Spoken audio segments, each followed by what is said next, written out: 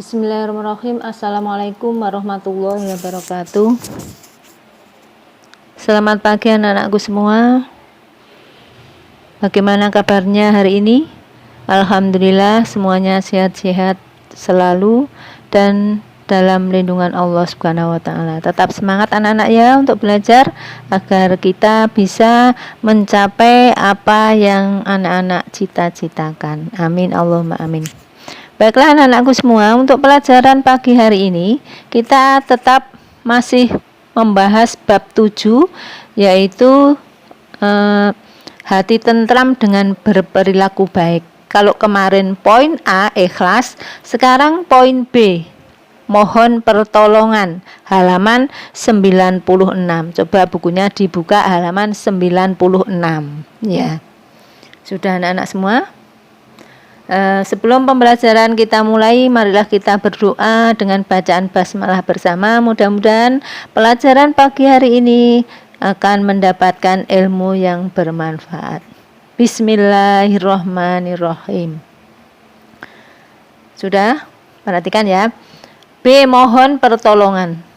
Allah Subhanahu wa taala sebagai satu-satunya tujuan dalam beribadah. Hanya kepadanya kita memohon pertolongan Allah Subhanahu wa ta'ala. Melarang hambanya memohon pertolongan kepada selain Allah. Jadi kita semua ini sebagai umat Islam, kita harus beribadah hanya kepada Allah. Dan kita meminta pertolongan juga harus kepada Allah. Tidak boleh memohon pertolongan kepada yang lain, misalnya kepada makhluk gaib, jin, kemudian kepada batu besar, pohon besar, tidak diperbolehkan ya. Jadi kita memohon pertolongan kepada siapa anak-anak? Kepada Allah Subhanahu wa taala. Allah Subhanahu wa taala berfirman dalam Al-Qur'an. Bismillahirrahmanirrahim. Iyyaka na'budu wa iyyaka nasta'in. Artinya hanya kepada Engkaulah kami menyembah dan hanya kepada Engkaulah kami mohon pertolongan. Ini surat Al-Fatihah ayat 5. Kalau anak-anak setiap hari sholat maka membaca surat ini. Kalau sholat dicoba untuk mengingat-ingat artinya ya anak-anak ya. Memohon pertolongan kepada Allah Subhanahu wa taala dengan cara berdoa kepada Allah Subhanahu wa taala. Jadi kalau kita mohon pertolongan itu dengan cara berdoa. Apa yang kita inginkan kita ucapkan. Maka Allah akan mendengarkan kita. Berdoa dilakukan setiap hari, baik di waktu sempit maupun lapang, di waktu sehat maupun sakit, dan di waktu senang maupun susah. Jadi setiap hari kita sholat, habis itu kita harus berdoa. Jangan habis sholat terus langsung salam, langsung lari, tidak berkenankan ya. Jadi waktu apapun sehabis sholat tetap harus berdoa. Kemudian di waktu sehat juga harus berdoa. Di waktu sakit juga harus berdoa. Jadi di waktu senang juga susah juga berdoa. Di waktu susah pun juga harus berdoa. Jadi sewaktu-waktu setiap hari kita harus selalu berdoa. Memohon kepada siapa anak-anak? Kepada Allah Subhanahu wa ta'ala. Keutamaan berdoa, jadi manfaatnya berdoa antara lain selalu Allah akan selalu menyertai hambanya yang berdoa kepadanya. Jadi kalau kita sering berdoa, maka Allah akan selalu melihat kita. Jadi habis sholat jangan lupa kita berdoa. Mohon mendoakan orang tua, mendoakan untuk diri kita yang belajar agar lancar diberi ilmu manfaat. Itu harus kita ucapkan atau kita doa sehabis sholat. Dapatkah kamu memberikan satu contoh dengan cara apa memohon pertolongan kepada Allah? Mohon pertolongan pada Allah dengan cara apa? Dengan cara berdoa.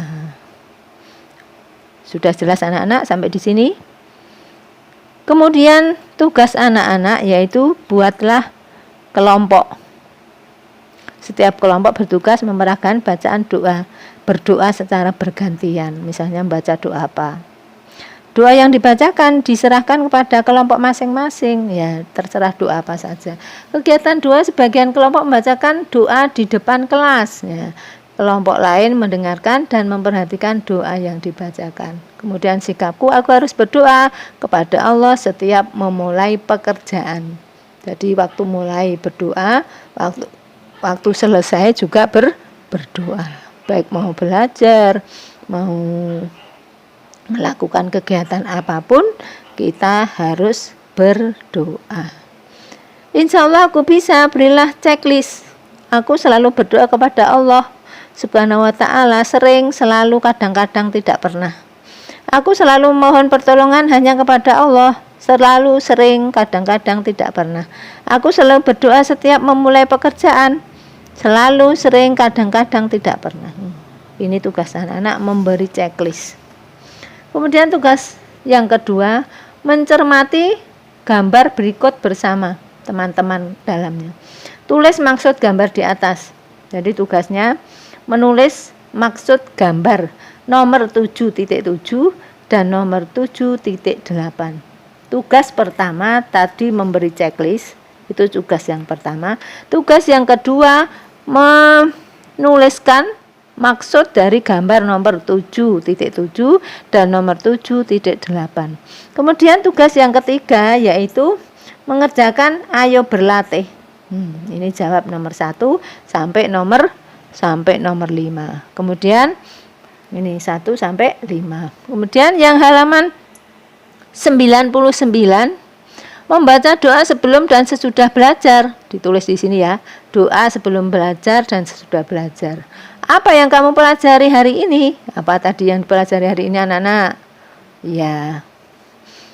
Doa apa? Doa apa saja yang pernah kamu baca? Tulis di sini. Doa apa yang pernah dibaca? Ini kegiatan bersama orang tua, yaitu kegiatan yang dilakukan yang berkaitan dengan memohon pertolongan kepada Allah. Setelah selesai, mintalah orang tuamu menandatangani hasil pekerjaanmu. Nih, mohon pertolongan kepada Allah itu contohnya apa saja. Kemudian penjelasannya apa. Ini diisi ya. Sudah sampai di sini saja tugas anak-anak. Jadi setelah anak-anak membaca, tugas anak-anak yaitu mempelajari mulai dari halaman 96 sampai halaman 100. Yang dikerjakan 1, memberi checklist halaman 97, kemudian menerangkan gambar halaman 77, halaman 98, 7.7 dan 7.8. Yang ketiga menjawab pertanyaan ayo berlatih nomor 1 sampai nomor 5. Kemudian yang keempat halaman 99 ayo berlatih membaca doa sebelum dan sesudah belajar. Kemudian mengisi apa yang dipelajari tadi diisi, kemudian doa apa saja yang pernah dibaca. Kemudian kegiatan dengan orang tua ini mohon pertolongan apa saja misalnya. Kemudian diberi penjelasan. Saya kira pertemuan pada hari ini Bu Guru akhiri sekian. Sudah jelas ya anak-anak semua ya tentang memohon pertolongan, bab poin memohon pertolongan tadi. Bu Guru akhiri, wassalamualaikum warahmatullahi wabarakatuh.